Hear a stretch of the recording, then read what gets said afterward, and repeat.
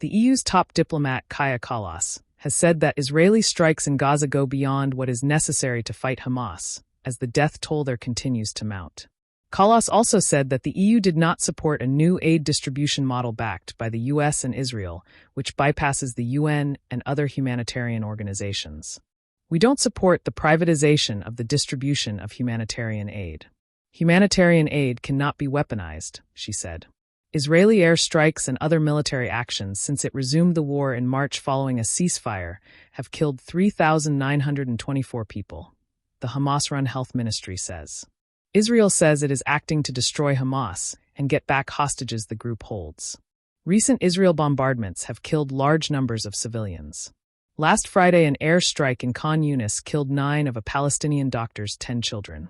At least 35 people were killed in a school building sheltering displaced families in northern Gaza overnight into Monday. Kallas' remarks follows an intervention by new German Chancellor Friedrich Merz, who declared he no longer understands Israel's objectives in the besieged enclave.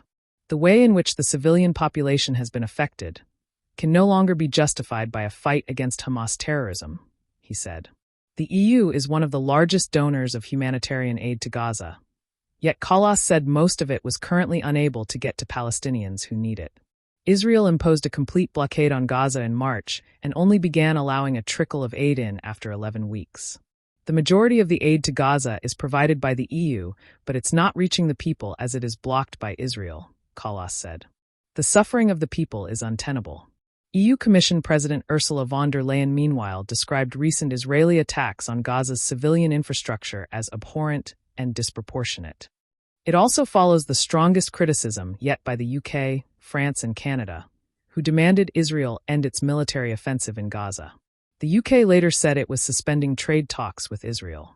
The EU has launched a formal review of its own trade agreement with Israel, and Kallas said she would present options at the upcoming EU foreign ministers meeting in Brussels on June 23. UN agencies have warned that Gaza's 2.1 million population is facing catastrophic levels of hunger after an almost 3-month Israeli blockade that was eased last week. Israel and the US are backing a new aid distribution system run by a controversial new group, the Gaza Humanitarian Foundation, GHF.